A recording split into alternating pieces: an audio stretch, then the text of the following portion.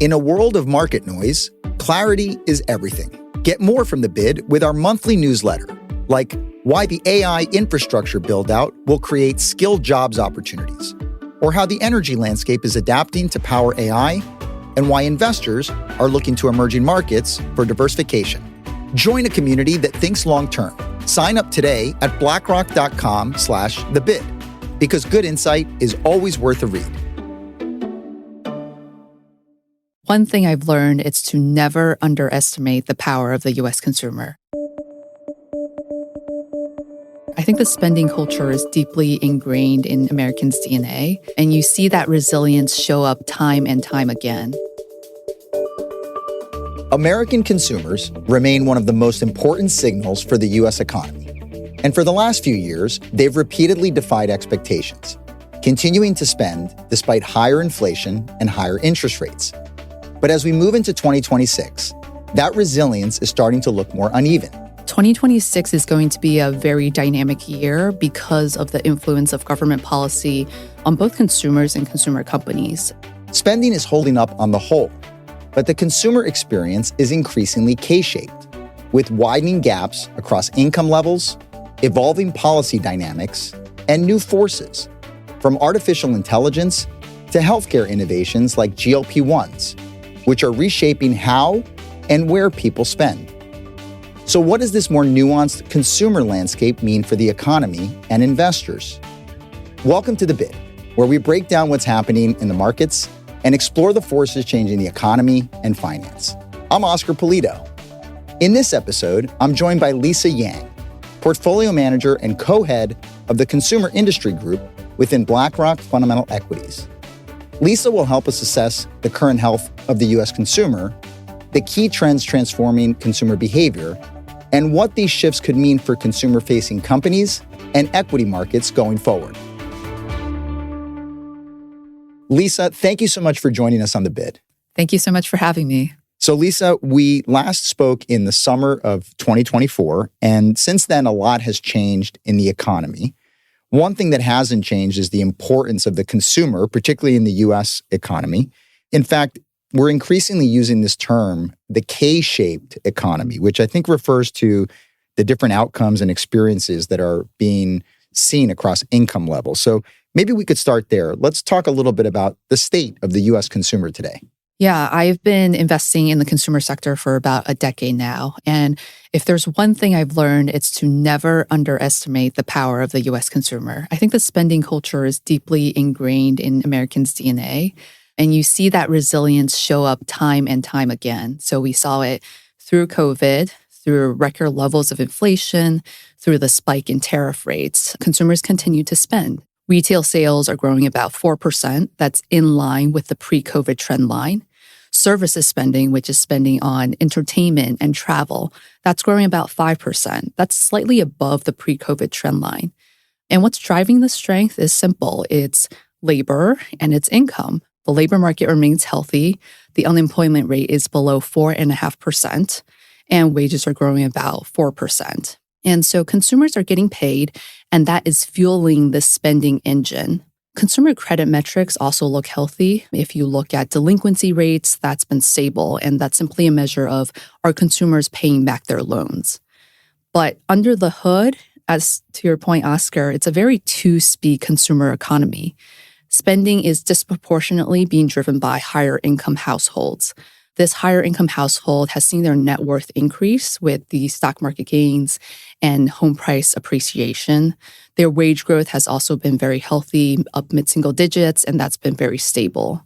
The lower income household has experienced a very different economy. They've been the hardest hit by inflation, and that's inflation on basic necessities, food, housing, utilities. They're also the most interest rate sensitive. And so when interest rates spiked after COVID, they saw their loan payments increase. So that combination has crowded out their ability to spend on more discretionary items. So we've observed this weakness in the low-income consumer for several years now, but more recently, it's also percolating into the middle-income cohort. So we're observing similar types of behavior, more value-seeking, more down trading to discounter stores or private label. Beyond this two-speed consumer economy, there are also some other yellow flags that we're monitoring very closely. I mentioned it's a healthy labor market, but it is a stagnant labor market. Hiring rates are very low, and for anyone who's looking for a job at the moment, they can certainly attest to that. We're also watching for the impact of AI on the labor market. That impact has been pretty modest so far, but we are seeing more professional services firms lay off people, partly attributable to AI. And the last yellow flag is wage growth for middle and lower income households. That's been steadily coming down. So it's still growing, but that rate of growth has been decelerating. So that's a key watch point for us. So if I were to summarize all of this, the US consumer remains really resilient, but that resilience is concentrated in the high end. So the risk isn't that the consumer is going to roll over tomorrow. It's that spending is focused on a narrower base of people, while the lower and middle income cohort is behaving much more defensively. And I know we're talking about the U.S. consumer, but last I checked, I think the U.S. consumer is about 2/3 of GDP to the U.S. economy. So it's a major driver of the U.S. economy. And the U.S. economy itself is a major driver of the global economy. So it's worth understanding the trends going on in this space. Absolutely. When we think about this space, one of the things that is likely impacting the consumer and just consumption patterns is just what's going on from a policy perspective. This could be government policies. We've heard a lot about trade policy and tariffs. I'm just curious, when you put all of these things together, how are they impacting the way the consumer is feeling? 2026 is going to be a very dynamic year because of the influence of government policy on both consumers and consumer companies. And there's three big drivers of that. The first is fiscal policy. That's the one big beautiful bill. This will provide both a spending boost, but also pull back on certain social services. Firstly, on the positive side for spending, this will boost tax refunds. Americans are likely to see an incremental $100 billion flow into their wallets. That's roughly $1,000 per tax filer. That's a huge cash infusion. That should boost spending for certain categories like discretionary goods, restaurants, travel. But this benefit happens in a very short period of time. It's late February, March, April. And so what you're going to see is spending spike and then come back down to normal. That's going to create a lot of volatility for consumer companies. In addition, this benefit skews up the income stack. So it really benefits middle and higher income households. On the negative side for spending, this pulls back on social services. So we're going to see cuts to Medicaid and cuts to SNAP, which is the Supplemental Food Program. That will put incremental pressure on that low-income household. So to your point on the K-shaped economy, fiscal policy is going to further widen that K-shape this year. The second big policy area is tariffs. Tariffs clearly had a very big impact in 2025, especially on import-heavy companies, retailers, consumer goods, who bring in a lot of their goods from overseas. It also resulted in price increases in many categories: clothing, footwear, furniture, electronics. What's happening this year is the Supreme Court is challenging the legality of these tariffs. And this will create a lot of volatility for these businesses, right? They will need to figure out how to plan around sourcing and inventory planning and pricing. These companies may also be eligible for refunds on the tariffs that they paid in 2025. So for big importers, this could be a huge boon in terms of nice financial tailwind. The last big policy area is immigration policy. Population growth is very important for consumer spending and for broader economic growth. And in the last few years, immigration has actually been the primary driver of population growth in the US. It also overly impacts consumer companies that have exposure to immigrant populations and areas of the US. So in terms of how this all comes together, it seems like there's a lot for companies to take into account. So if you're a company, how do you adapt to this new environment? I think the name of the game has been value. In a macro environment where consumers are increasingly more discerning, they're more price sensitive, especially that lower to middle income household. And so in this environment, the winners in retail, as an example, have been the discounters. Costco offering bulk items at really low prices. Walmart with their everyday low price promise, Aldi, which may not be a household name, but is a hard discount grocer. In general merchandise, the big winners have been off-price retailers. TJ Maxx, as an example, they sell products for a 25 to 50% discount versus full price department stores. That's really appealing for consumers who still want brands, but they don't want to pay full price for those. In the world of travel, cruising has been the big winner. So cruising has always appealed to an older population, but post-COVID, it's really started to attract younger generations, millennials, people who really value experiences and travel, but are cash-strapped and they're looking for a good deal. So cruising is roughly half the cost of a comparable land-based vacation, and that's helped to drive record booking volumes for that industry. This focus on value has also driven some new trends. We've seen the rise of affordable luxury, which is in direct response to these traditional luxury companies, which have just taken prices higher and higher. Companies like Ralph Lauren or a Coach, they provide consumers with aspiration and quality, but at a much more attainable price point. This has also fueled the growth of entry-level luxury categories. So fragrances as a category has really taken off. And that's because a consumer can buy into a luxury brand through fragrances without shelling out 4 figures, 5 figures for a leather handbag. We also see in the beauty industry the emergence of dupes, copycats essentially of high-quality prestige items, but they sell for 75% price discount. So the theme here is clear: value is winning. On the flip side, the brands and companies that aren't doing it as well are seen as offering weak value. Traditional grocery stores, department stores, they're losing consumers to other retailers that are offering better value. Other brands are caught up in this greedflation narrative, which is the consumer perception that some brands took pricing too high, too fast post-COVID. The quick service restaurant industry is the poster child for this, especially McDonald's. McDonald's used to be known as offering great value, a cheap meal, but now consumers are paying $15, $20 for a meal there. That's causing a lot of customer frustration. So the companies in this bucket, the laggards, they're responding and they're trying to bring consumers back by reintroducing affordability. In summary, the post-COVID environment has really emphasized the importance of value as a competitive advantage. And so the winners are those who can optimize for price quality while maintaining a really cost-competitive cost structure. And losers are being forced to reset pricing and rebuild customer trust. It sounds like the consumer's healthy, but the consumer's also becoming more discerning. Maybe we can talk about the pharmaceutical sector, Lisa. It'd be hard to not talk about GLP-1s, which have become quite a phenomenon and very mainstream as people use them as a weight loss mechanism. How are they changing consumer behavior? And what are the companies that are most exposed to this trend? Obesity drugs are bringing about one of the most profound structural shifts in consumption that I've seen. About 10 to 15% of the U.S. adult population is currently using GLP-1 drugs. I expect this penetration to only increase over time, and that's because we will get lower prices, more health insurance coverage, and new formats, so pills instead of injectables. The biggest change for consumption is happening on the plate. People who are using these drugs are cutting back on food spend. They're reducing caloric intake by 20 to 30%. But most importantly, they aren't just reducing their food consumption, they're changing what they eat. They're eating less of the unhealthy foods that they used to gravitate towards. A lot of people who are on these drugs develop aversions to these unhealthy foods. Instead, they're gravitating towards the perimeter of the grocery store, fresh foods, meats, produce, protein-forward products like protein shakes, cottage cheese, yogurt. This change in the grocery basket is being amplified at the household level. That's because GLP-1 usage skews female, and women are the primary decision makers when it comes to grocery shopping. Food spend sees a reduction, but there are certain categories that see an uplift.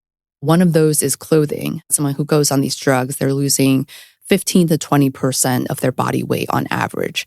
That requires a complete wardrobe refresh. One of the really interesting statistics I've seen around this is in New York City between the years of 2022 and 2024, the sales of women's tops that are sized small or smaller have increased by about 12%. And at the same time, the sales of women's tops sized large and larger have fallen by about 12%. So you see this in the hard data. Another industry that's benefited is beauty. What happens when you lose a lot of weight is something that's termed Ozempic face. which is a hollowing out of the cheekbones, a sagging of the skin. And women are turning to the cosmetics industry, procedures, makeup, skincare to address those issues. GLP-1 isn't just a pharma story. It's a much broader consumer story. It's really changing how people are consuming. And as penetration of this drug increases, that effect is only going to multiply. Lisa, let's talk about AI, which I imagine has some impact on the consumer, or perhaps the impact is more on the companies who cater to the consumer. Where do you see AI playing into the consumer economy? AI is going to affect us in a few ways. It's changing how we as consumers shop, and it's also changing how consumer companies market to us and develop their products. So let's talk first about how we shop. Agentic commerce is probably the biggest force impacting the consumer sector. So we're moving from this traditional model where we go online or go on an app, we search, scroll, compare, and then check out, to interacting with an AI agent where we're telling the agent, these are my preferences, these are my constraints, this is what I'm looking for. And that AI agent is surfacing the products that we should be buying. That's a very different shopping journey from what we're used to. And it has ramifications for both retailers and for brands. From a retailer perspective, it likely means less time on that retailer's platform. And that matters because those retailers are monetizing our eyeballs. They are constantly advertising to us. When we search for something, the first X number of results are sponsored products. So the big question here is what happens to those retail media dollars as more people shift from the traditional way of shopping online to using AI agents. Brands will have fewer direct consumer touch points. Brands right now are used to kind of optimizing for this digital shelf. Now they're going to have to figure out how to optimize for the AI agent's recommendation set. The second area of AI impact is around marketing. Marketing is really crucial for consumer companies. Gen AI allows consumer companies to produce content at scale, and it does so really cheaply and really fast. It also allows hyper-personalization. Instead of advertising to a customer segment, advertising specifically to the individual based on their characteristics. This has benefits, but it also has a downside in that content at scale creates a lot of noise on the internet. So brands and companies will really need to figure out how to navigate and surface their advertisements in that space when everything's getting more crowded. So AI will help these companies keep up with this really fast pace. So AI is going to affect us in a few different ways, and I think there will be clear winners and losers from this. Winners will be able to leverage AI to further build their competitive moat, and I think that favors companies that, one, have their own data, so proprietary data on customers or proprietary R&D knowledge that they can then leverage AI with. It will also favor retailers who have really strong infrastructure and logistics, who can deliver to customers what they're looking for consistently and in a high quality way. And lastly, it will favor brands that are truly unique, truly differentiated, and that have strong repeat purchase rates. So in your seat as a consumer research analyst, which means you're looking at individual companies that are benefiting from all the different trends that consumers are undergoing right now. You mentioned trade policy, labor market policy. We've talked about AI. What other trends are you watching day to day? Yeah, two of the big ones we've touched on already, but I think will remain extremely important. That's GLP-1s and agentic commerce. For GLP-1s, the consumption patterns will continue to evolve. And the questions here are, how does consumer behavior change as they move from injectables to oral pills? How does consumer behavior change the longer someone stays on the drug? And more importantly, which companies can successfully adapt their products and marketing to that new user base? For agentic commerce, it's what's the impact to retailer traffic, retailer media dollars? How does it impact brands and brand discovery? Beyond that, there are two other really interesting trends that I'm monitoring very closely. First is the broader health and wellness trend. This has been going on for a really long time, but has accelerated post-COVID. And that's been driven obviously by the health scare that was COVID, but also by GLP-1s and the changes that the FDA is making.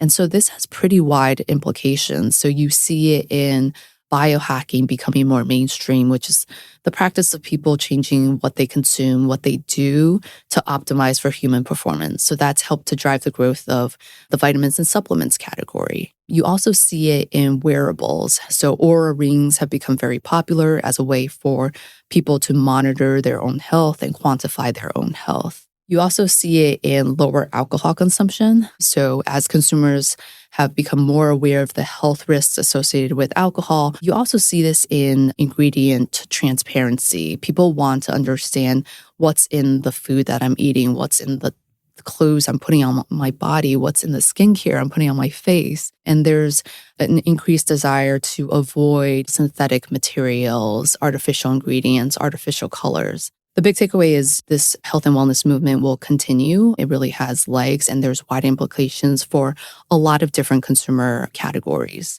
Well, we started the conversation with comments that the consumer is healthy and never bet against the U.S. consumer, that we seem to have a consumer culture in the U.S. economy. I think what you've done, though, is you've taken us beneath the surface and helped us understand that there's a lot of nuance going on within the consumer economy. We'll have to keep a close eye on this space, Lisa, and we'll surely call you back at some point to see where we are in the cycle. Thank you for sharing all these insights, and thank you for doing it here on The Bid. Thank you so much for having me. Thanks for listening to this episode of The Bid. Next up, we'll be looking at the infrastructure build-out and the skilled trade shortage required to support that effort. Subscribe to The Bid and don't miss the episode. This content is for informational purposes only and is not an offer or a solicitation. Reliance upon information in this material is at the sole discretion of the listener. In the UK and non-European Economic Area countries, this is authorised and regulated by the Financial Conduct Authority. In the European Economic Area, this is authorised and regulated by the Netherlands Authority for the Financial Markets. Reference to the names of each company mentioned in this communication is merely for explaining the investment strategy and should not be construed as investment advice or investment recommendation of those companies. For full disclosures, go to blackrock.com/corporate/compliance/bid-disclosures.